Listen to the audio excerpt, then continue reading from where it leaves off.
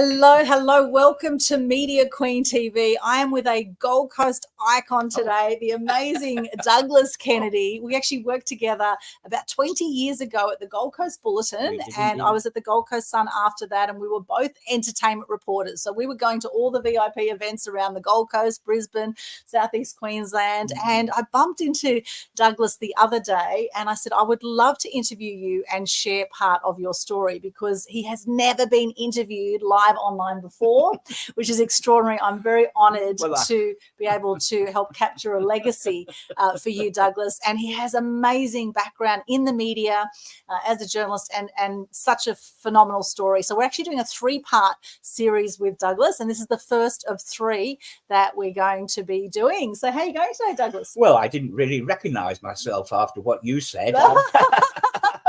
I don't seem to remember all this. Yes, I've had a long time, haven't I? Sitting in the dark, listening to things and watching things that somebody else has made up. So, you know, there you go. That's why I call it reality was never a speciality.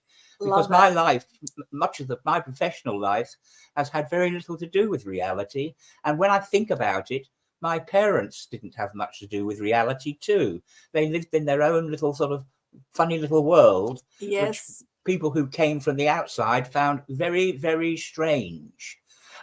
Yes, well, it's interesting. A lot of people I know want to escape this version of reality. Right? A lot of people don't want to be here right now. However, and then there's other people that are embracing life, and it's kind of, you know, the yin yang of life. We always have the light and the dark forces, right? Yeah. So let us know a little bit of your background. Well, stories, that's what I wanted to say. Stories have been the thing of my life. When I think back to the beginning of my professional career, or my career back in the 70s, we had an editor then. I worked on a newspaper called the Waltham Forest Guardian and Independent in East London. And we had an editor that used to say, there's a story behind every door. Your job is to get inside and find that story.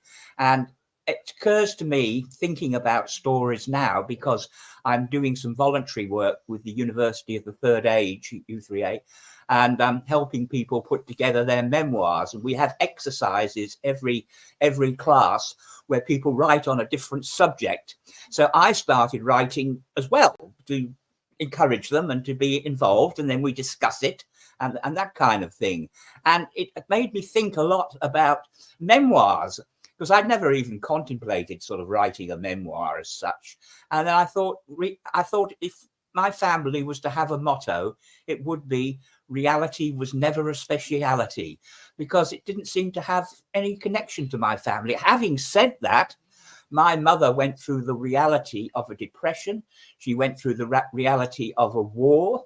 My father was during the war too, and they always worked and they lived their lives. So they did have one foot in reality, but it wasn't a speciality, and they were much more comfortable when they went into their own little world, I found.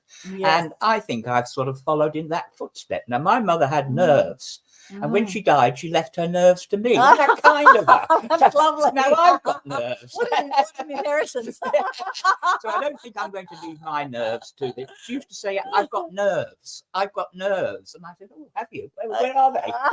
They're running around.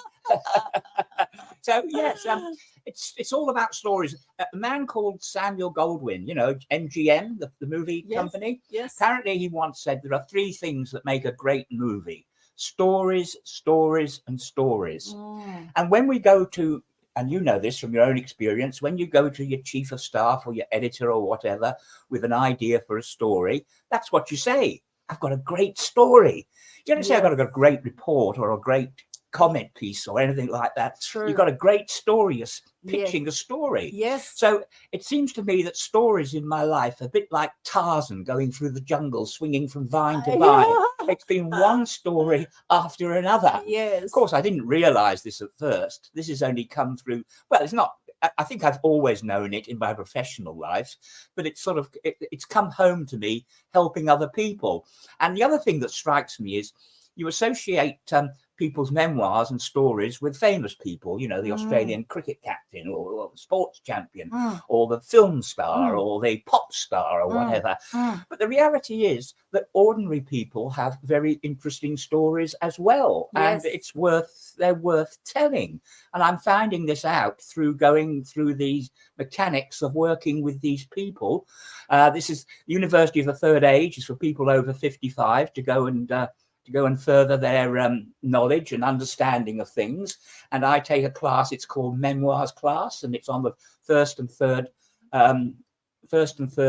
Wednesday of the month. And so that's where it all came from. What was it? And I must say, University of Third Age is a fantastic group, a community group where anyone over 50, is that correct? 55, I think. Over 55 can go and attend these classes. And I spoke there just a few weeks ago about media marketing, etc. And lovely group of people. Yeah. And the thing is, most people die with their whole life story not covered and not shared. And there's nothing to remember people by often, right?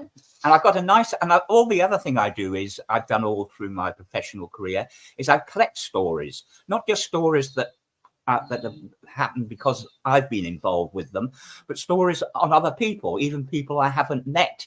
And I hear their stories and they stay with me. Some people are good at figures. I'm good at remembering stories. And I read years and years ago, I read this story about the actor Richard Burton, a man I never met.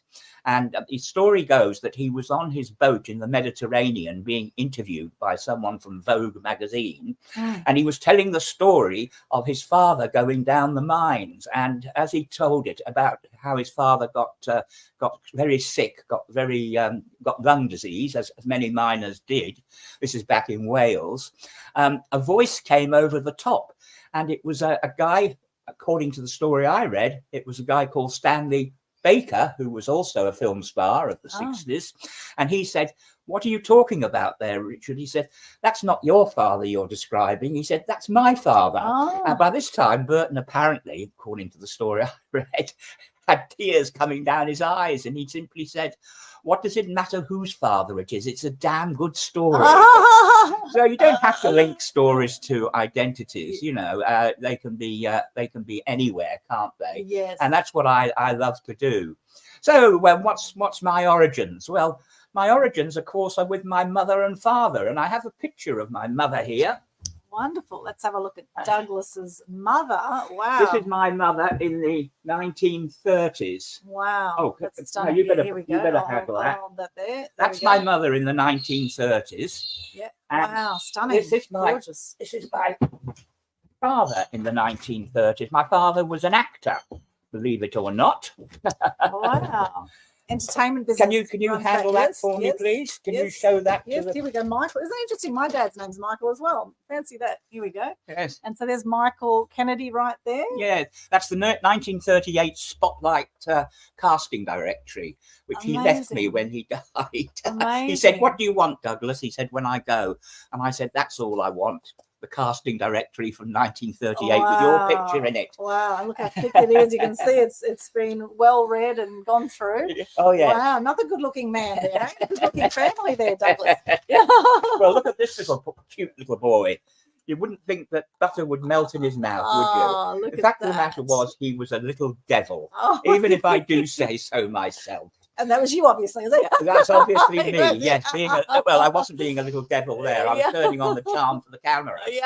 Now, my father's background was that his father. Well, first of all, we've got to go back about 200 years because the Kennedys were in India from 1705 right through to 1910, and my grandfather, my great-grandfather, that's my grandfather's father. Yes. He was something called the inspector, the General of Inspectors, which basically is another term for police commissioner. This is at the turn of the century back then. He retired, I think, in about 1910. We've got a photograph of him somewhere. at the Durbar, which King George V went to. Oh. And there's a procession, and my grandfather is 3 horses behind the king. Oh, wow. Which, when father had had a few drinks and was waving his arms about over the Sunday luncheon dinner table, he would shout at the top of his voice, 3 horses behind the king. They were very like that. Anyway, my father was brought up in a little village, which almost sort of like a Midsummer Murders type village, if you know what I mean. Anybody knows that show, in Kent, called Martin Mill. He was actually born in Canterbury, but he was brought up there. And they sent, in those days, you sent your children packing to boarding school. And I think my father hated it. Right. So he would spend all his spare time in the holidays. He didn't appear to have any friends. Right. I don't get the impression. I mean, maybe he did. It's not something I've discussed with him. And now it's too late anyway. And he used to spend all his time learning reams and reams of Shakespeare. Oh. And when he came to see me in the 1980s as an elderly man, and I came in to ask him if he wanted a cup of tea for morning tea, I said, you have a good night, Dad? You know, Father? Always called him Father, never Dad. I said, had a good night, Father? And he said, I've been through the whole of King Lear in my dreams. I've gone through the whole of King Lear. Wow. And I thought to myself, that is probably true. You know, he wouldn't lie about a thing like that. That was probably true. And so he had this kind of lonely life, and he learnt the Shakespeare, and he went to a place called the Old Vic, which was before the National Theatre. And while his career did not take off, and he did not pursue it after the Second World War, he did rub shoulders and share a stage with the greats of that era, like Laurence Olivier and John Gielgud and Michael Redgrave, who I think was actually a pal of his. And he used to go for drinks with Robert Newton, but then I think half of London did. Well, no, maybe the whole of London. He was famous for his drinking prowess. Anyway, that was my father's kind of background. And my grandfather, who was the sort of was a commander in the Royal Navy, and he was sort of one of the top people in the village. So every week when they went to church, because everybody went to church then, he would read something, the psalm or something like that. And then there would be the squire, and he would read somewhere else. And when my grandfather had done his piece, he used to leave before the squire came on, because in his mind, that was the end of the service. While my grandmother played the organ and wore one of those hats that had lots of flowers in it. Wow. So that's what, and he trained people to do show jumping. Okay. He was a horse person. Wow. And he was, and everybody was terrified of him. They called him the commander, the commander, and that's the only thing was, he wasn't sort of terrified of, I wasn't terrified of him, because he was absolutely delightful to me. We used to go for long walks, and he used to sort of talk to me, and he was just like a person who isn't frightening, if you know what I mean, to a little boy. So maybe that gave me the courage to play up and be naughty, because I was a very naughty boy. I was always running away, and I don't feel very proud of it now. I tell you a lovely story. Well, it's lovely. It's also makes me feel terribly, terribly guilty. And whenever I think about it, it kind of upsets me because of my mother. And what happened was, we lived in a basement flat in Earl's Court, and mother used to go to the shops. It wasn't like today. You didn't go to the supermarket and get stuff for the week. You used to go to the shops every day, generally, or every other day. And of course, I was a little boy, and my father was at work. By this time, he'd moved into the hospitality industry. He'd moved away from acting. And she used to take me, and she used to hold my hand, and I must have been, not much more than a toddler or something. Anyway, she stopped to talk to a friend, and she let go of my hand. And when she looked around, Doug had gone, or Douglas had gone. Gone. Like I'd been taken by aliens or something. Oh my gosh. Yeah. I mean, if you think about it, she would have been awfully, awfully distressed. Yes. Anyway, I was found. I wasn't murdered or anything like that. I was found the following night. I was found in the evening on the other side of London. Oh my gosh. Now, in those days, we had double-decker buses. Yes. And my mother, probably without thinking, had stopped in front of a bus stop. And in those days, buses didn't have doors like our buses do here. They had, if you ever see an old British film, they had white poles up the middle, and you just stepped on and stepped off. And of course, the white poles were for people who were older or a bit infirm to help them and all that kind of thing. And it appears that what I'd done was I jumped on the bus. I jumped on the bus and I'd gone to so much for that cute little boy. And whenever I think about it now, I feel terrible. I feel because I mean, could you imagine my poor mother? Yes. I tell you what, to sum up my mother, I'll tell you a story about happened when I was actually a teenager. And I came home from work, probably from the newspaper, and mother was sitting in her rest gown, because she always liked to get into a rest gown. I think she'd have been all day in a rest gown if she could. But she was sitting in front of the television, and she was watching one of those children's shows with Toy Town, you know, with little plastic men and dinky cars and white picket fences. And she was watching it intensely. I said, Mother, what are you watching? This is my mother, and she's bonkers. What are you watching, Mother? And she said that. She didn't answer me directly, but she said that is where I would like to live. That's where I'd like to live. And you know what? I think she did live there. I think she did in her mind, because she had this mechanism. She dealt with places by disappearing into her mind, so that she didn't have to sort of confront things. I'll tell you a little story that illustrates this. My father, in England in that era, the pubs would open on a Sunday between 12 and 2. And my father, every Sunday, he'd say, I'm going to take Ricky, that's the pet dog, for a walk, and I'll be half an hour and that. And every Sunday, he didn't come back until about 2:30. You know why? Because the little walk meant going straight into the saloon bar of the Rising Sun, or whatever the pub was called. Ricky spent an hour and a half under a table with thick smoke everywhere, because in those days people smoked in pubs.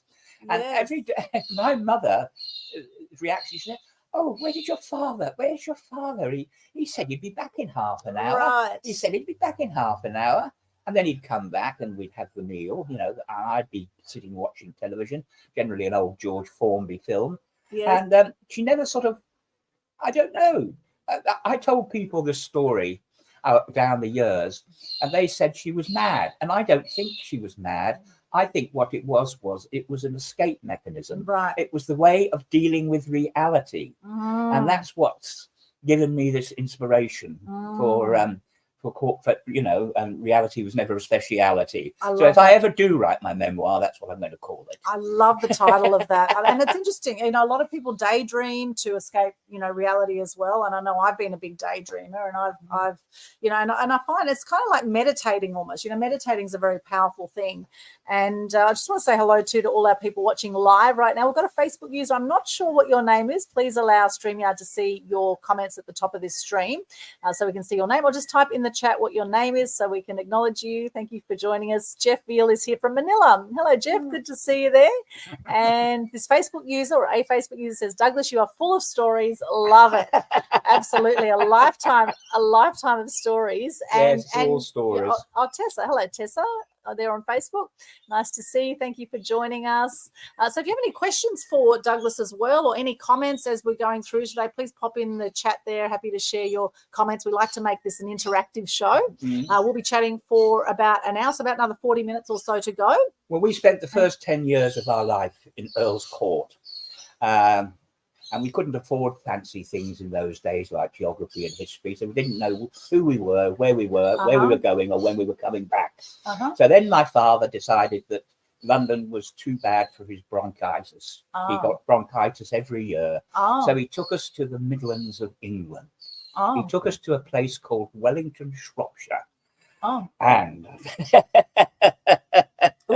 we were there for about 6 years until we finally got back to London, and my mother couldn't get back to London quickly enough. You know that she went through all the Blitz and all the war in London. Right. She worked all through the Depression. She seems to have had some kind of office job. Yeah. And she said of the Blitz, funnily enough, she said, "I know this sounds strange, Douglas," she said, "but in many ways it was the happiest time of my life." And you know why it made her so happy? Not because bombs were falling and Hitler was trying to kill her, that didn't make her happy, but because of the comradeship.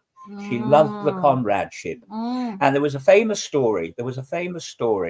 That somewhere, it might have been Bethnal Green, it might have been somewhere else. But what happened was there was a race to get into the down into the station, which served as an air raid shelter. Yes. And apparently someone was hurt. I'm not sure if they were hurt or killed, but there was a panic. People raced, and someone was either hurt or killed. And wow. Now, what happened was later on, someone came into a pub. This is the story, how the story goes, and said, "You know that riot that we had? Well, not riot, but that scramble that we had the other day." And he started telling it. Yes. So the other people just muscled in on him, took him outside, and gave this man a biff and said, "You don't talk like that. We're at war. You don't talk like that." That was the attitude, Wow. I don't know if I don't think they hurt him. They probably just gave him a clip round the ear. I mean, it's not today, it would be assault, but yes, you didn't talk about things like that. And that I mean, I wasn't alive during the war, but that's a story I picked up. See, more stories. Interesting. Yes, it's amazing. And it's amazing. There's parts of the people in the Ukraine still don't speak up about things because they're so worried about, getting killed or whatever by the government. So there's a lot of suppression in lots of countries, actually. And of course, Europe. Well, it's the same in Australia during the Second World War too. I mean, it wasn't just unique to London. Yes. But she survived all that, and they did have one foot in reality, I suppose. Maybe they just paid a visit to reality to pay the rent. All right. We lived in this underground flat that was dark and dank. And every night, my father worked in a hotel, so he was never there, he was there. Right. And he didn't desert us or anything, but he came home. But anyway, we lived in this flat, and my mother would, I was under 10 then, my mother would take her into a bed, just like mums do all around the world. And we didn't have a television, so we used to buy the Radio Times, which was the TV magazine, and we used to read what was coming on, and we'd make up stories, we'd make up stories about what the show was about, and that's how we entertained ourselves until we fell asleep. Okay. And talking about making up, one Christmas my father, in his wisdom, decided that he was going to dress up as Father Christmas and come and deliver my presents in the middle of the night. Oh, really? The problem was he made a sound and it woke me up, and I saw this man with a big white beard and all this red stuff for things. And I just screamed and screamed and screamed. Oh, and my mother had to come in and nurse me. So that was when I think I discovered that Father Christmas was in fact my father with a false beard. Oh, it was a nice thought.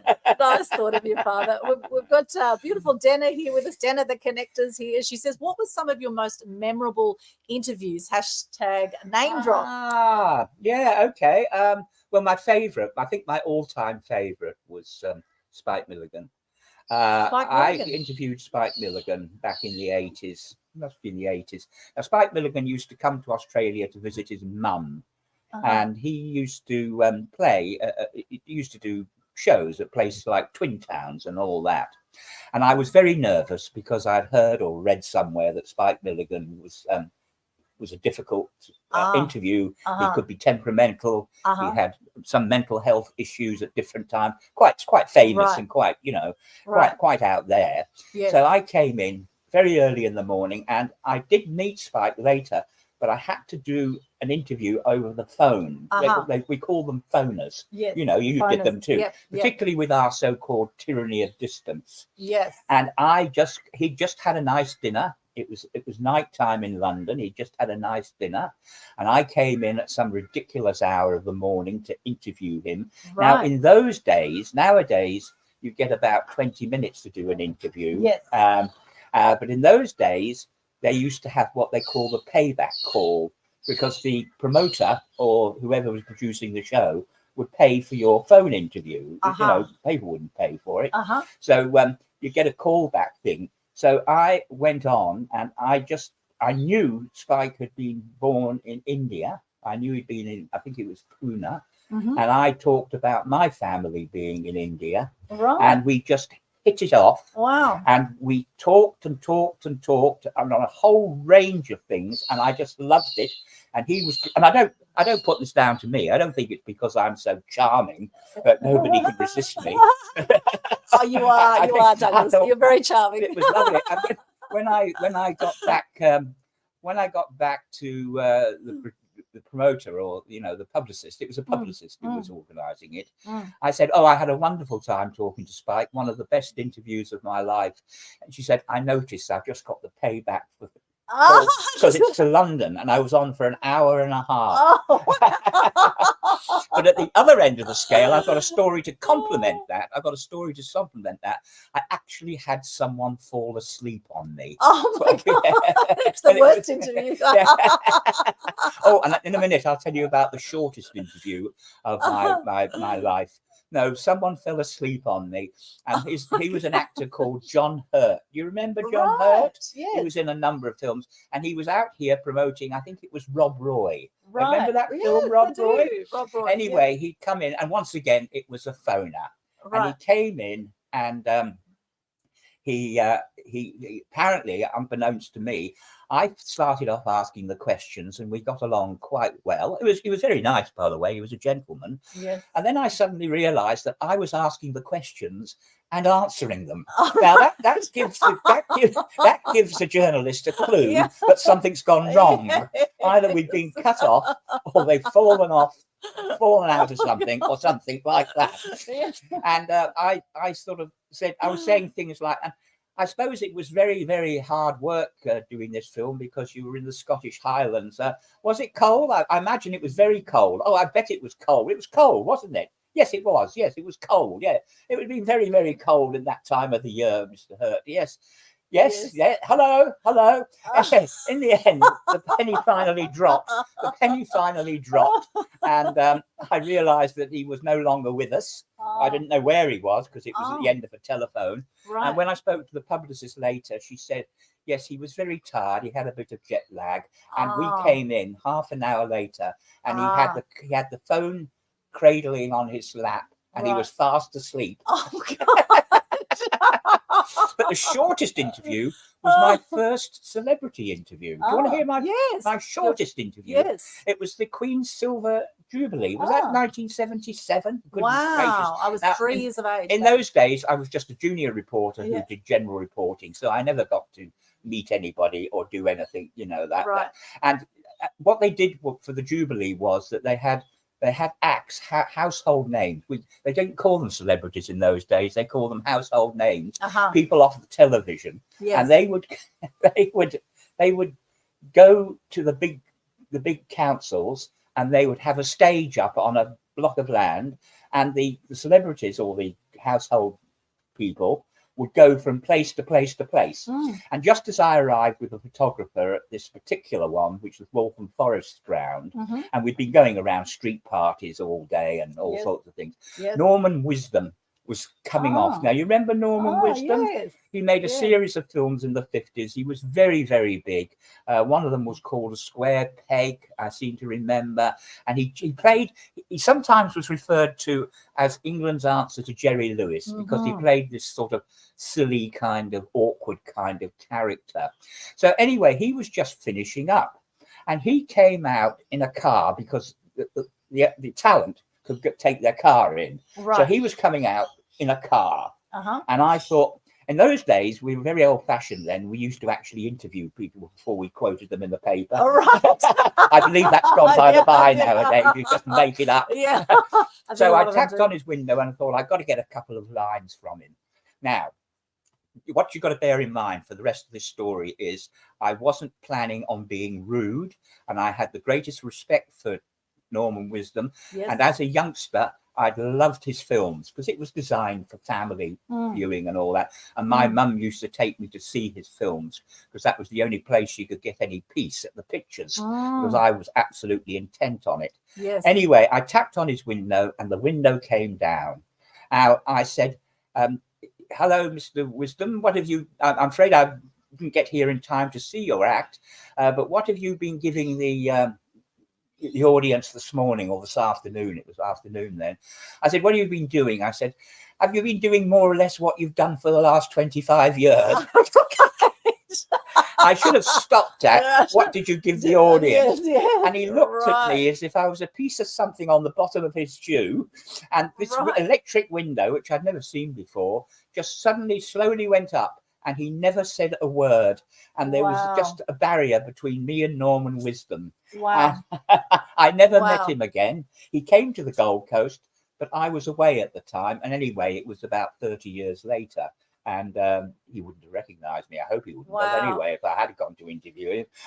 An interesting bit of wisdom you gained from that. From that yes, I learned what to say. Yes. And another good one that I really enjoyed was Googie Withers and John McCallum. Do you remember them? Yes. They were stars in the 1940s. Yes. And I said to the publicist, she was at Radio 4GG, and she'd been doing an interview like we're doing now. And I said to the publicist, because I always did, and I learned a lesson. This was very early on when I started doing arts and entertainment. I said, what's she like? Is she a bit of a diva, or is she nice, or how is she? Can you give me a bit of warning here? You like to know what's going on, don't you? And then she said, she is very, very nice as long as you know something about her. What will get her back up if you go in there and you don't know who she is or what she does, that will get her back up. And I learned a lesson then. I learned a lesson that carried me through the whole of my career. Always do your homework. Yes. And always cover yourself. And I'll tell you one that I made a slip up on. I was interviewing many years later. I was interviewing Mike Myers. Do you remember him? Yes. He was out here promoting Austin Powers. And it was a face-to-face one this time. Yes. And I was interviewing him, and I said, and I don't know why I said this. It just didn't make any sense at the time. And I said, oh, how do you feel about sort of, because I tried to get people chatty to begin with, get them comfortable. And I said, how do you feel about doing all these press calls and, interviews and things? I said, it must get very tiresome. Don't you feel like sometimes just going out and sort of letting your hair down and going crazy? And he looked at me and he went all kind of stiff. And I thought, oh dear, what's going on here? Because I wasn't in the business of trying to trip him up or catch him out. And I kind of managed to get him back on track. I changed the subject and we managed to get on. And we had a very nice interview after that. But I got back and I was scratching my head. Why would he have been so upset about that? And then I looked at the film notes, which for some reason had gone over my head.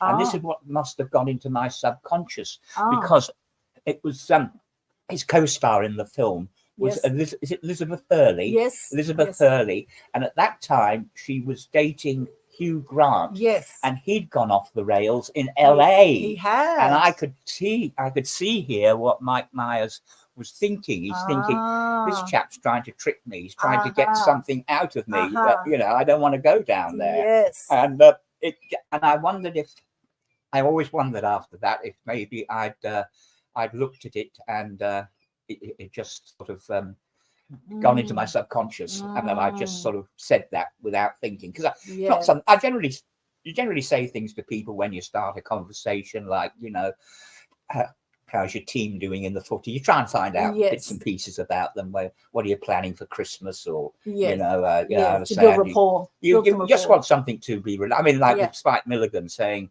you know, well, my family came from India too, and you know, that just Yes. chummy. You're not trying to trick people. Yes. I never tried to trick people. I tried to be very upfront with people, Mm. and in fact, I didn't like having to ask people questions like, you know, I understand you just got divorced, or you know, you girlfriend, you split up from your boyfriend or your girlfriend. Yeah. I didn't like all that area, but sometimes you had to do it, unfortunately. I never did ask Cliff Richards if he was gay. Oh, right. Well, it's interesting. I remember when Russell Crowe came to the Gold Coast, so his band 50 Odd Foot of Grunt was performing. Yes. And I remember the promoters at the times. I was working at the Sun newspapers as an entertainment reporter, and Doug at the time was at the Bulletin as the entertainment reporter. And at the time, I remember the promoters saying, don't ask Russell Crowe whether his girlfriend Danielle was pregnant at that time. They were very specific, because she was actually about 3 months pregnant at that time, and there were a lot of rumors going around, but they didn't want anything out about that. So they were very specific. Do not say anything about this to Russell Crowe. So of course I didn't say anything to Russell Crowe, but did you have other promoters that would often say to you, don't say this, don't say that? Oh yes, all the time. And I remember when we went to interview a man called Anthony Sher. I think he's Sir Anthony Sher now, and he was out with the production of not Macbeth, Richard III. And he actually wrote a book on playing Richard III called The Year of the King. And he was actually from South Africa, but he was based in London. Right. At that time, we had apartheid, you know, in South Africa. And the promoter said, don't ask Anthony, because he wasn't Sir Anthony then, don't ask him about apartheid or South Africa. That's no-go area. Right. So we were asking all these bland questions like, you know, what do you think of Australia? Remember when Ava Gardner came for On the Beach? Yes. A reporter said to her, what do you think of Australia? She said, I don't know, you're standing in front of it. Anyway, we were asking all these bland, innocuous questions, and they were very, very tedious and all that. And then I had a little light bulb moment that, you know, journos get from time to time. Yes. So I said to him, I said, by the way, Mr. Sher, when you're going back home, given that you've come all the way around the world, will you be popping in to your home country to see the family maybe? You know, that's not apartheid, is it? No. Well, he was off. He was off and running about the regime there and criticizing it, and he just gave us all that we wanted. He hadn't got a problem talking about it. It was the publicist who had the problem. Right. And he just rattled it all off, and we're all taking the notes furiously. Wow. Now, I didn't see it, but apparently in those days there was a Brisbane current affairs show. And yes. And it came on. Apparently, I was told this by someone else, so if it's not true, it's someone lying to me. But I understand this is what happened. They came on and they said, and today Anthony Sher is here to do Richard III. And our reporter on the scene asked him about South Africa. And all they showed was, they didn't show me asking the question. They just showed him asking the So sometime later, when Ronnie Corbett was here, he did an interview in a field somewhere on a foot near Twin Towns. Yes. And I thought I want to ask him a kind of controversial question. You know, something like along the lines of, what do you think of comedy on Australian television? What do you think of Australian comedy? I thought might get something a bit gritty. Yes. And but what I did was I waited until everybody was wrapping up. So all the people had unplugged their TV gear, they were putting up. And I said, oh, by the way, Mr. Corbett, just before you leave, one extra question, if you don't mind. And everybody stopped. Everybody stopped and looked at me and looked at him.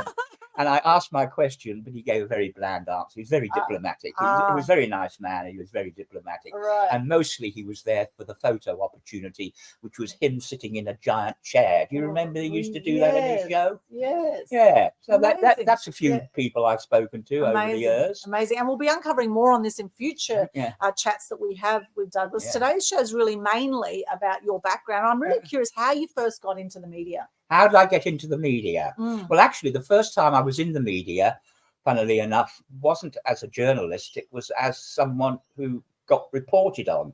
Because what happened was I auditioned for and I got into the National Youth Theatre of Great Britain, which was going in those days under the guidance of a man called Michael Croft. So if anybody out there has been in the National Youth Theatre, it was a great experience. And hi, if anybody from that era is around, this was the 1960s and I was a schoolboy. And someone, it wasn't me, someone got it into their heads to ring up the local newspaper, and they came along and did a picture story of me. And I went for a couple of years with the National Youth Theatre. Never got much more than holding a pole or, you know, one-liners or something like that. They never gave me the King or the John of Gaunt or anything like that.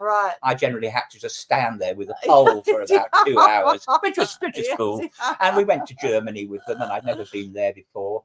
And I had my first alcoholic drink. Oh yes, I was in the bar, and a chap came up and bought me a drink. Luckily, there was no alternative agenda on his part, thank goodness, because I was pretty naive and young, as you can imagine. But he came in and he bought me a drink, and he said, "We have a saying here in Germany: you can't stand on one leg; you can only stand on 2 legs." So he bought me 2 drinks, and then he went on his way, and that was all right. There was no agenda there, because I was naive. I didn't know anything from anything, and I was a young boy, you know, quite vulnerable, really. Yes. So how did I get there? So we're talking about how you first got into the media. So you were first. You were first. But how did I get into the media? I was going to a place called Loughton College, and if anybody's there from Loughton College, hi. I was going to a place called Loughton College and doing all sorts of things that included drama and what have you. And there was a lady, a woman, an elderly lady, actually. They called, for some reason, they gave her the name, they gave her the moniker, the Green Dragon. I don't know why. She could be a bit gruff, but she was a matronly sort of lady. Okay. And she said to me, for some reason, and I got no idea why, because I wasn't a particularly good student, "Have you thought of going into newspapers?" Because I didn't know what I was going to do when I left. And she said to me, "I want you to write a letter to the editor of the paper. This is who it is, and I want you to, you know, see if you can get an interview, and I'll put a word in for you." Now, why she chose to be so kind to me, I don't know. But you know, that was nice. That was nice. No alternative agenda there. She might have hots for you. She wasn't the hots type person, believe me. Anyway, I didn't do it, and I didn't do it because I was a lazy little sod. And what got to the stage where every time I saw her, she'd ask me if I'd sent this letter, and I had to start hiding from her. And if I saw her coming along the corridor, I used to sneak around the corner, and I thought, well, this is getting ridiculous. I can't spend the next 2 years hiding or whatever else was left. So I wrote the damn letter, and then I was just on a conveyor belt, and I got onto the Waltham Forest Guardian Independent. Anyway, one day, I was a appalling journalist at first, probably still am, maybe. No. I don't think so. That's all no. Anyway, the editor-in-chief, who I very seldom saw, whose name was Mr. Pittman, funnily enough, given that Pittman is. And Mr. Pittman, you never spoke to Mr. Pittman, but he had interviewed me when I went for the job. And he called me in, and he said, "You're the worst journalist that I've ever had the pleasure to come across." He said, "Just before I ceremoniously kick you out of the door, I want to know what cretin had the audacity to give you a job." Oh my God! And it was really, he gave me a mouthful. Wow. And I said, "Well, actually, sir, Mr. Pittman, you did." And he said, "In that case, go back to your seat." So I did, yeah. And Mr. Pittman, who'd be long gone now, he had to go to hospital. And his wife came to see him one day, and she walked out, and of course everybody is very touch the forelock sort of thing, and said, "Yes, Mrs. Pittman, how is Mr. Pittman? Is he feeling a lot better?" She said, "I think he's going to be all right." She said, "I can smell scotch on his breath." that was Mr. Pittman for you. Oh, I How love did I it. get there? So anyway, Waltham Forest, Yes, Guardian that's how you Independent. started as a journalist, as a cadet journalist. back Yes, then, as a or- they used to call it junior reporter. Junior Sounded reporter. makes me sound like Tintin. Yeah. And I just did general rounds, and I just did general things, and yeah, it's very, very interesting. I got a very nice story once. Told you about a story behind every door. I got a very nice story from a priest who had, for some reason, had a huge whinge about what it was like being a priest and facing retirement. And he had a big moan about that he was going to be left out to dry, hung out to dry, and he'd have nothing or virtually nothing, and the church didn't look after him and all that. I'm chussling away. So anyway, I came up and I wrote this story. Right. And I thought, this is a really good story. This is something a bit different than the usual round. Yeah. And the editor kept coming out to me and saying, is this true? Is this true? And I said, yeah, that's what the man said. And it was quite obvious I was there to interview him because I'm taking notes. I mean, why else would I be there? Yes. So he said, oh, it's true. And they all went into a huddle and they scratched their heads and they thought about it. And in the end, they decided to run it, but they made it a very small story down the side of the paper. They didn't splash it. And I think that was because they were a bit unsure. And I mean, after all, I don't blame them because I was a junior reporter, and so that was the way that was. Right. And that's the thing as a journalist, for those who don't understand how it works, is as a journalist, we would write stories and then the sub-editor would often have to then cut the story down to fit a certain space, which then, the chief of staff or the editor had allowed a certain amount of space in the paper for different stories. And they would decide, what made the headline news and what didn't make the headline news and what they thought was big news. So, there's been a lot of controversy, of course, with priests and with the Catholic Church and, for a long time. You have to be careful and double check. I often, not often, but from time to time, you get people come in and complain about their story. And you say, you misrepresented me in the paper. So what I would do is I had a policy of taking them into the conference room, getting the story out, obviously, and saying, now, tell me, now, you knew I was interviewing you for a paper because I don't do this as a hobby. Yes. So which bit of the story, can you tell me which bit of the story is wrong? Right. Oh, she said, no, it's not necessarily the story. She said, it's the headline. And of course, the person who writes the headline doesn't get a credit.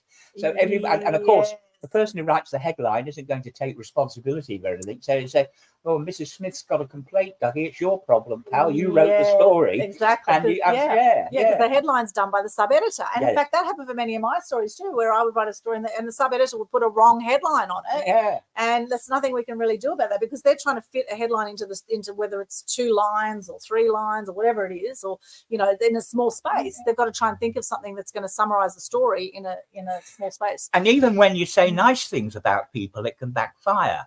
They gave me a review to do of a jazz guitarist. He was a jazz guitarist, modern guy. I've never heard of him again, actually, but he was a modern guy. It was a very nice record, and I gave him a nice, flattering review and everything like that. And he had a forward in the Steve notes, because it was on disc. He had a note from a man called George Goller, who was a famous jazz musician, jazz guitarist. And I gave this guy a glowing report, and a woman came in to complain. And I said, she said, you shouldn't have put him in the paper. You shouldn't have put him in the paper. And I said, oh, why? I said, it was a very good record. He's a very good musician, I would say, judging by what she said, I don't have a problem with I don't have a problem with his skill set and his musicianship. He said, but he left my daughter at the altar and she was there crying, and I don't think you should put him in the paper. And I said, madam, I'm probably a bit rude here. I should have been a bit more empathetic. But I said, madam, if we cut out of our music section every musician or artist in that field who's done the wrong thing by someone of the, by a partner or a woman in the case of men, I said, we wouldn't have many to write about, you know, Mm. because they do it all the time, musicians. Yes. So Yeah. you can't win sometimes, can you? Mm. You ever had one Yeah. like that? Well, sometimes I've done stories with people, and then I've had people come out going, oh, that person conned me, or that person's a con artist. And you don't know when you're interviewing people if they are con artists or they're not. So I have had that happen before, where people have then come out of the woodwork and said, did you know this about this person? Or did you know this about this person? You know, so you do get a feel though, don't you? Do you get a feel? I mean, when I go to the door of someone, say, not so much now, not now at all, but when I was a young journalist, we had to go and do these terrible things called death knocks. They're very unpleasant. Yes. And basically they're a situation where somebody has lost a loved one, maybe in a traffic accident or something, and you have to get in there, talk to them, see if they could give you a picture, and generally convince them that it's a good idea to put it in the newspaper. And yeah, those death knocks, I don't know why I brought that up actually, but they were terribly testing. I couldn't get away from them fast enough.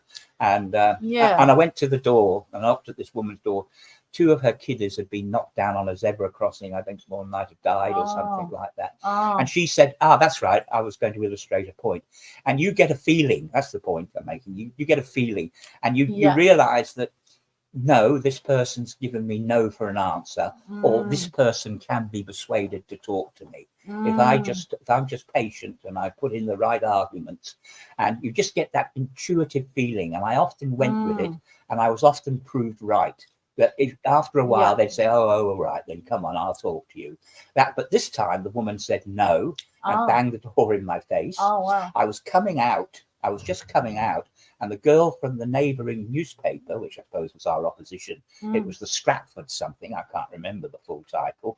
She just arrived, and she said, oh, have you been in there yet? Have you spoken with her? And I said, no, I was just going in. Because I had the door shut in my face. I'm just going in. Should we go in together? Because I figured that a woman would have more empathy. And the woman said, oh, all right, if you're all coming. I mean, this is not a very nice story against me. I accept that before you all complain. But she said, oh, well, I might as well, you know, talk to you then and get it out of the way. And she let us in. And it's not something I would do now, by the way, but I did that then because you were young and you didn't think, and you didn't have any empathy. It's like the Norman wisdom thing. You don't think what you're doing, do you? You just want to get the story, and that's all that people cared about when they're young and you know, fancy free.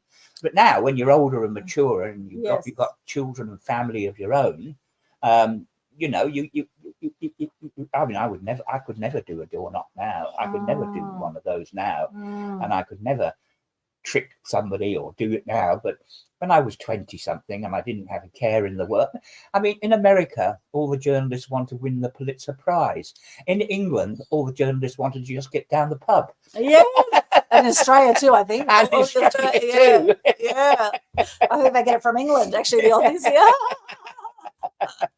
So true. And it really is. It was a very stressful period working as a journalist. I know for myself, over 20 years as a journalist, it was go, go, go. And for me, it just got busier and busier and busier, because what was happening later, what I know, for 5 years I was at Sun newspapers and News Limited at the Bulletin and the Sun.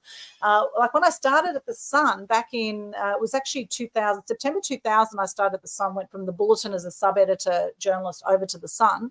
And then 5 years worked at the Sun. And during that time, we used to have the Gold Coast Sun and the Hinterland Sun. In 2002, they stopped the Gold Coast and Hinterland Sun. They now brought out 5 papers. So now it was the Upper North, the Central, the South edition, and the Tweed edition of the Sun newspapers. No extra journalists. And I was doing the whole entertainment round for that. So I went from doing 5 stories a week to doing 30 stories a week is what I was doing by the time. And I would have burnt out. If I kept going, I would have burnt out. And we've seen many people, many journalists come and go because they do burn out. No, they and do. So what's your experience been like from way back in the 60s, 70s to now? I used to go in. This is on the Gold Coast Bulletin. Yeah. I used to go in at 5 o'clock in the morning on the day that my deadline was on.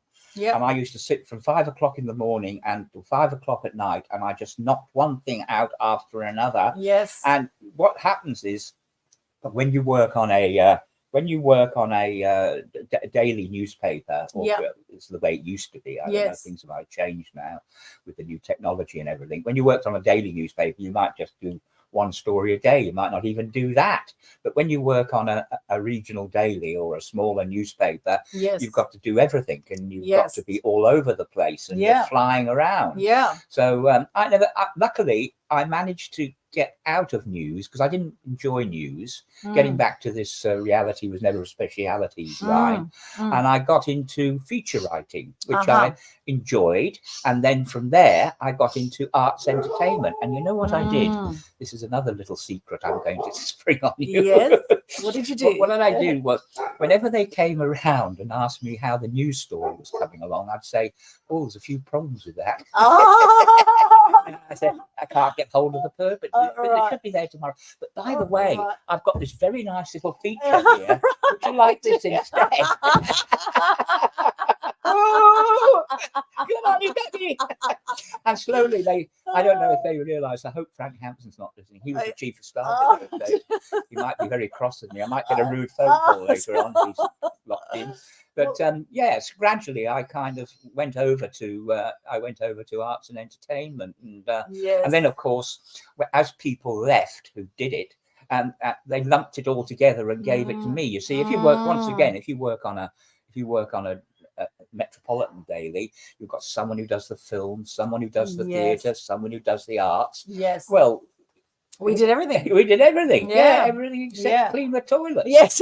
And I'm sure they'd like to still have done that. Yeah. And you know, I never got paid overtime. I was doing crazy days. I would often be working till midnight at the Sun newspapers. And you know, we had a set wage, and that was it. You know. Oh yes, no perks. There was no, because I mean, I guess because we got invited to all the VIP events, we got tickets to shows, and I mean, I guess that, you know, there were those sort of perks, I guess, as entertainment reporters. But you know, it was my life when I was a reporter. It was my life. I would be like. It's a lifestyle. It's a lifestyle. It's a total lifestyle. And when I was on a paper in, a small paper in Melbourne before I came up here. Yeah. And back in England, we used to do these advertorials. Yes. And we'd get paid a little extra for it. You know, just a little. You know, not much, just a token amount. Right. But when I went to this paper in Melbourne, they didn't pay you for it. They just expected you to do it. Right. So I wrote a piece. It went all the way through. No one picked it up. And I started. It was about a man who made garden sheds and erected them in your garden. And he's changed. I quoted him as having changed the face of Melbourne. I thought if I went over the top. Right. And the editor in chief called me in, and he said, this is an absolute disgrace once again. I seem to have had a lot of those. He said, absolute disgrace. I'm never going to let you write an editorial again. And I said, oh, thank you very much. You don't give me a few quid for it. Or dollars in those days. Classic. Yeah, it's changed. Yeah, I did a silly over the top thing, and it seemed to kind of put a stop to it. And got it. Actually, I'm very lucky. I've never actually been sacked. Oh, well, that's good. I have been sacked, but not from newspapers. Yeah. I've been sacked from, I'll probably get sacked after this. Yeah.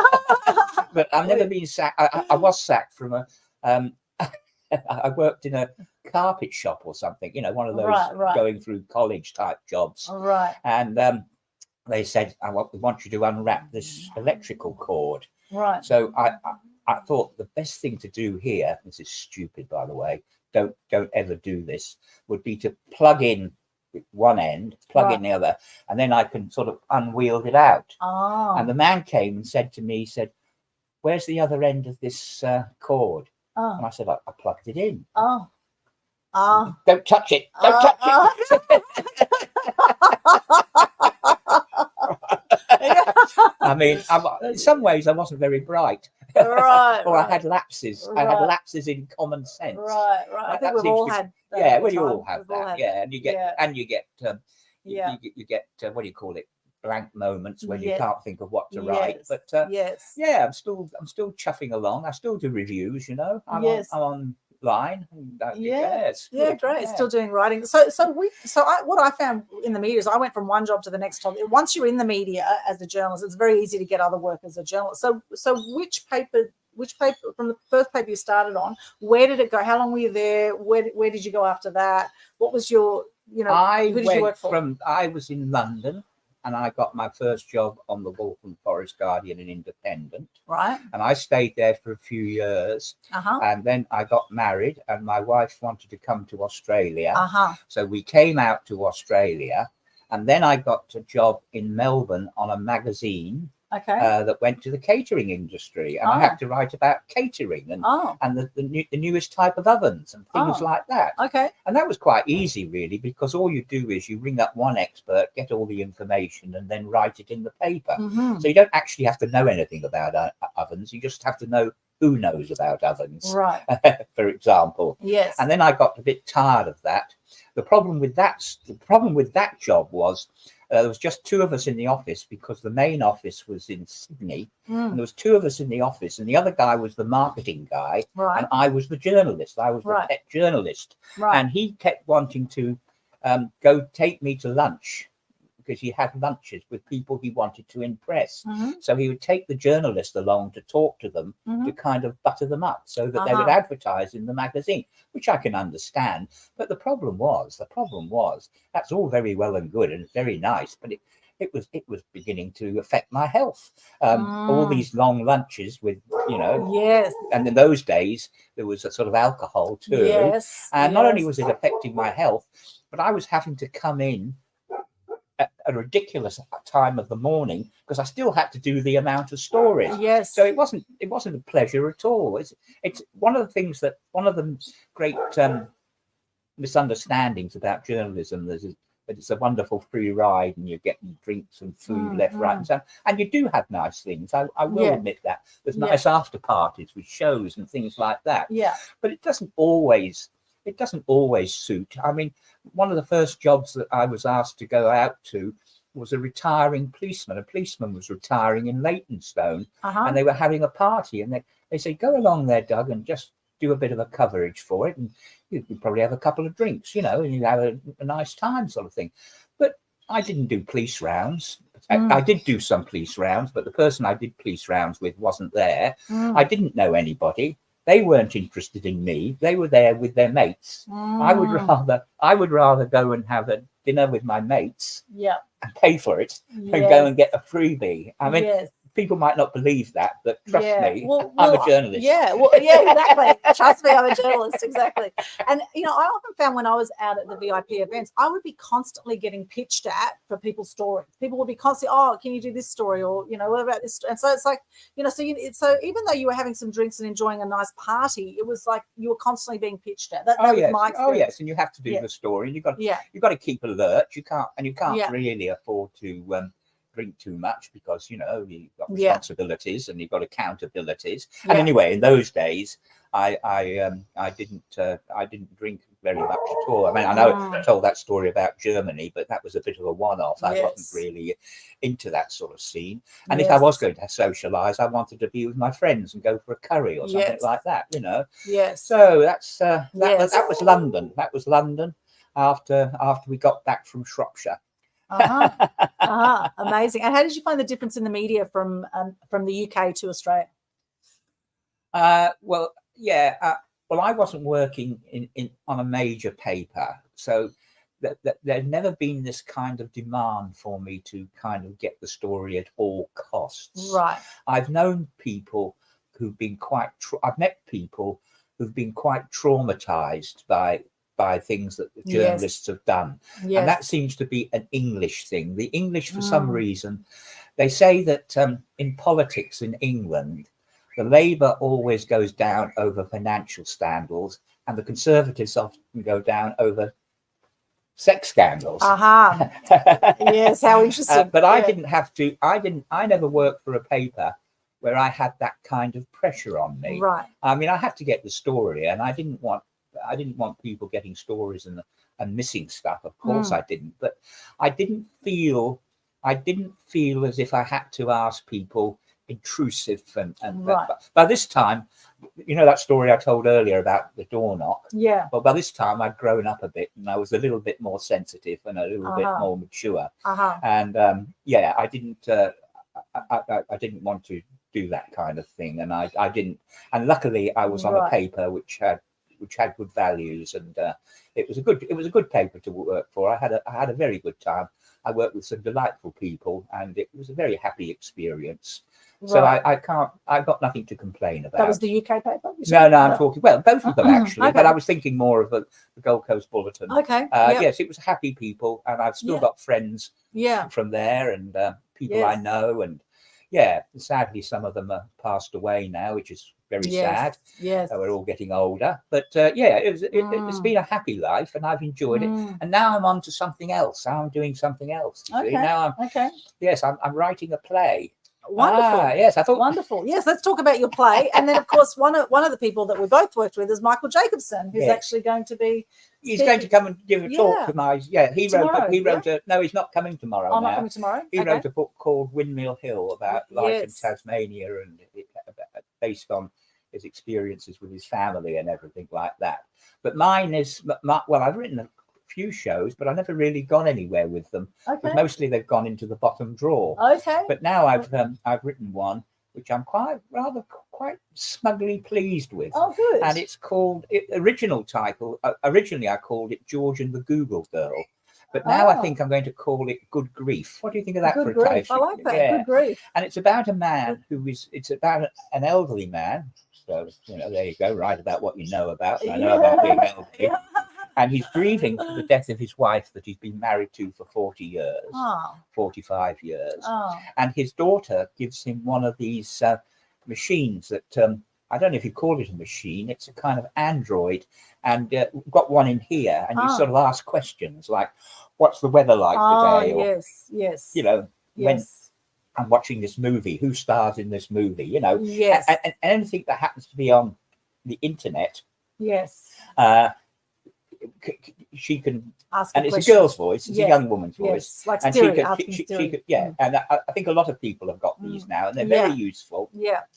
And I realized I started talking to it, and I thought that's what lonely people would do. They would talk to it. And I realized that it was programmed in such a way that sometimes I could get it to do more than just tell me stuff on the Wi-Fi. We had a long conversation about excitement, and about what does excitement feel like, and all that kind of thing. And is it like popcorn, or is it like things going pop or something like that? Anyway, I thought this is very interesting. Lonely people who are grieving, particularly people who are grieving, might become very dependent on this. It might become, the alternative sort of thing. So I wrote this one act thing, and we've extended it now, so it's gone for 2 acts. And it's about a relationship between a man and artificial intelligence. Amazing. But also, what I've done is I've introduced another character that comes into his life that's a real woman, as opposed to a disembodied voice, and he's torn between the two. So it's like a love triangle between a man and a woman and artificial intelligence. It's not so much a love triangle, because they're elderly now, and they're both grieving over dead partners.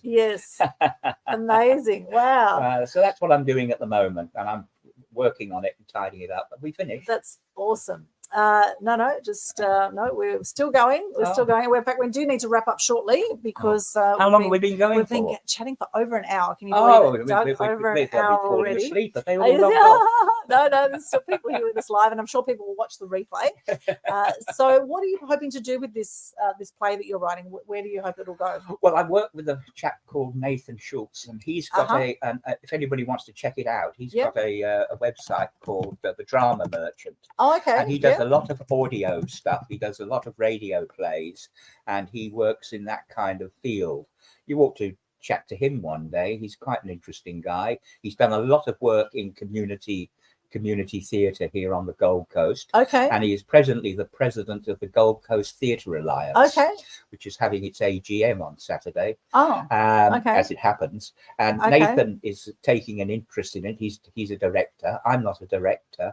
I've never directed. I have been on stage a few times, not a lot. I mean, when I was working, I didn't sort of get involved in because you don't have any time. In the evenings you're going to theatre all the time, Yes. until you realise that you're falling asleep all the time. That's when you stop and Yes. retire. And so Nathan's taking an interest of it, and we could be putting it on sometime next year. And it's only got a couple of characters in it. It's got the man called George, and it's got the real woman called Edie, and the artificial intelligence is called Iris. Okay. And there's a bit of tension there between them all.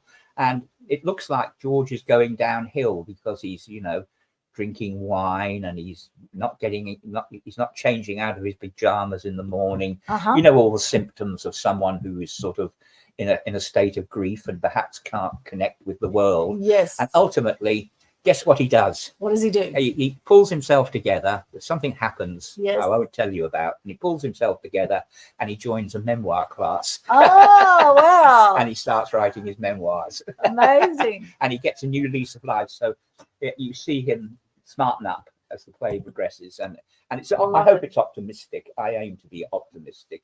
It's got hope. I've always wondered what old age is about. What is old age for? I mean, given that all these ages that we go through are dedicated to something, raising a family, learning to drive, getting your first job. What's the importance of old age? And I think I've got something of a handle on it. I don't claim to have the whole answer. And I think it's all about putting your house in order. And that's where the memoirs come in, regardless of whether you're a celebrity or a household name or not. It doesn't matter. Your story matters. Yes. And you could want to tell your story, and you don't have to just do it by writing. If writing is not your bag, you can do it like we're doing it here, which is basically having a conversation. Yeah. And doing it. And of course, unlike this, which is live, if you've got the equipment and you've got someone to help you, you can actually edit it. So if you suddenly dry up, you can stop and regroup and so on and so forth. And I think people should be encouraged to do that. I think it's a very positive thing. I do genuinely believe this. I'm not just saying this because of the class. I do genuinely believe that there is a role, that there is a place for old age. And I think when as you're getting older, you can sort of stop and reflect, and you can get your house in order, and you can have a lovely life too. Yes. Let's be realistic. There's only one. They used to say death and taxes, and we now know some people don't pay taxes. Yeah, true. So now it's just death. Yeah, I don't want to be morbid. I don't want to end up on a morbid thing. Yeah. But it is not a fact of life. It is the fact of life, and we're here for a certain amount of time. Now that might take us into our 90s. It might take us even over 100 in some cases, but there is a finite thing. But we're not going to sit around just sort of moping about. We're going to actually do something and be creative and make. This is the time of life when you can do for yourself. Yes. You don't have to cover such and such a meeting. You have to cover councils or go on police rounds or even sit in the theatre and listen to people making up things. You can actually do things for you. Absolutely. And that's what I want to encourage everybody over 55 or even under 55 to do. Absolutely. I would agree. Do what you love, because a lot of people retire and then they die very quickly if they've got nothing that they enjoy doing, right? Can do, yes. So, and just enjoy it. I mean, I don't think bury your head in the sand, but at the same time, don't sit around and be morbid in that. And what happens is you go through the bulk of your life and you have your children and you have your partner, and then something happens and that all breaks up. Maybe your children move away, maybe your partner sadly dies, and suddenly you're in a different world, and you've got to kind of respond to that. And you've got to enjoy your happy memories, but respond in a positive way. And I think one of the positive ways is to do your memoirs in some shape or form, which we have done today. Yes, it's been an absolute pleasure chatting with you, Douglas. I must say, you're such a great character, and you've got so much you're passionate about, which is awesome. To see that you have to be. You're teaching people how to do memoirs at U3A. You're writing plays. You're out there. You're creating all the time, and creativity is a fantastic thing that is often something that people don't think to do, is to get creative. And when you do get creative, you're really expressing your true genius. Well, right? if you're a journalist for 1,000 days, there's no reason why you shouldn't walk away with 1,000 stories, maybe more. And they don't all have to be the ones that go in the newspaper or on the television or whatever you happen to do. The stories everywhere. They're just waiting. It's like daisies. They're just waiting to be picked. Yes, absolutely. And if you've had any hardship whatsoever in your life, there'll be a story right there, right? Absolutely. Of how you've come through but that. You don't have to be maudling. I mean, we like fun as well. And we have a lot of laughs in the group and reminiscing. People love to reminisce and talk about what things. One of the ingredients in my play is I have George reminiscing a lot about the rock and roll era of the 50s when he was a very, very young man. And he tells some of the anecdotes about people like Johnny O'Keefe and who was it? Bill Haley, who came out to. This is mainly in Brisbane, of course. You know, although the Seekers came to the Gold Coast, I think, in their early days. They were at what was it? The Broadbeach International. I think they appeared there. I might be wrong. Amazing. And Laurence Olivier came to the Gold Coast with his then wife Vivian Lee to escape the people in Brisbane because they were hounding him. Wow. When they get off the plane, there were two women waiting for them at the bottom of the steps because you could do it in those days, and they presented Vivian and Laurence Olivier and Vivian Lee with a pineapple and said, "Welcome to Queensland." And that's on the front page of the Courier Mail if you ever get the edition that came out. That was when they came out with 2 or 3 plays for the National Theatre or whatever it was then. It wasn't the National Theatre in those days. I think it was the Royal Shakespeare Company at Stratford. So there's lots of stories like that. There's stories everywhere. You can't move for stories. Amazing. Drowning in them. And this is why we're doing 2 more episodes with Douglas so we can share some more stories. And it's been an absolute pleasure chatting with you today. Any final words before we wrap up today? Me? Yes. Oh, no, just wish everybody the best. Thank you very much for tuning in. I hope you didn't find it too boring. No, not at all. And I hope it inspires you to I mean, it doesn't have to be writing your memoirs. It can be in men's shed. There's chat rooms, you know, that you go to. There's a thing on the Gold Coast I found out recently called the Men's Lounge, where men go and talk about the issues that concern them. And of course, there's absolutely awash with women's group. And most, not all, but most of the people in my class are women. Women seem to be very good at this kind of thing of reinventing themselves. And so that's one up for women. Gender equality. Well, more than equality. They're the finest thing that humanity's ever produced. Well, you know, there's negative and there's, you know, we'll say negative, positive forces and everything. There's masculine and feminine energies in all beings, in all human beings. We have masculine and feminine energies, right? So we all have some masculine, some feminine, and that's what makes the world go round, right? It's still going around. Yeah. One thing on a slightly sad note is I feel like I'm in the middle of a human story. I feel like I'm in the middle of a huge story that's got everything. It's got love, it's got war, it's got greed, it's got you name it, it's all out there. Yes. And I'm not going to see the final episode. Oh, well, you know, some people. But I'm not complaining. Well, you might see it in a different form or a different dimension. Oh, right? I might do. Because they say once we die, we transition. We actually transition to another dimension. There's many dimensions. We're in the 3D world here. However, there's, you know, it's all sorts of scientific proof around the different dimensions. And so look into the quantum world yourself if you want to know more about this. It's fascinating what is out there. I never rule anything out. I never rule anybody's beliefs out. Yeah. I never go around telling people that what they believe in is wrong. Yeah. Because everybody's entitled to their own beliefs. Yeah. And I don't interfere in that side of life. I think I interfered enough in people's lives. Yeah. Anyway, I'm going to say goodbye now because I'm losing my voice. Thank you so much. Thank you for joining us. And if you have joined us live, thank you so much. Or if you're watching the replay, please let us know what you got out of this today. Share the comment, share the post as well so we can share the love here. For those who want to connect with you, Douglas, they find you, where's the best place if they want to reach out to you and have a chat or invite you as a speaker somewhere maybe? Oh, I see.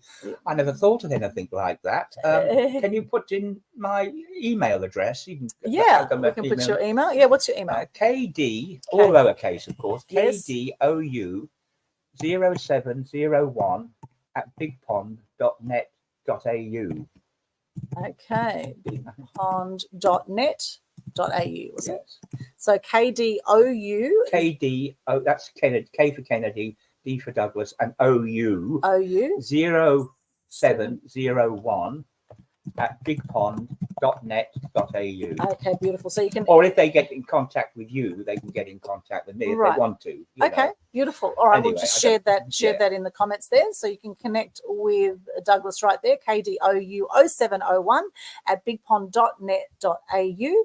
And for those who'd like to connect with me, all my links are at linktree/Aldwin. So you'll find that right here, linktr.ee/Aldwin. We have events and trainings teaching you how to step up and speak up with your message and share your genius with the world. So if you'd like to know more about that, then just hop in there, check out my Linktree links, linktr.ee/Aldwin. And we have an Animal Action Day for Aussie Wildlife coming up as well on November 19 on the Gold Coast. We're going to have a great day of entertainers and performers, speakers at the Mermaid Waters Hotel. So all the links will be in there as well. Thank you once again for joining us. And Doug, what a pleasure. Douglas Kennedy, the amazing, the one and only Douglas Kennedy here from the Gold Coast. We love your work, and I'm sure there'll be many people watching this later and really enjoying it. So please do share the love and subscribe to Media Queen TV if you haven't already. There's lots of other amazing interviews on there, and we will be back very soon. In the next few weeks, we'll be doing some other interviews with Douglas and sharing more of his stories. Yes, I just got to go away and have a nervous breakdown. Yeah. After he has his nervous breakdown. See you. See you later. Thank you so much. Bye for now. Bye. Have a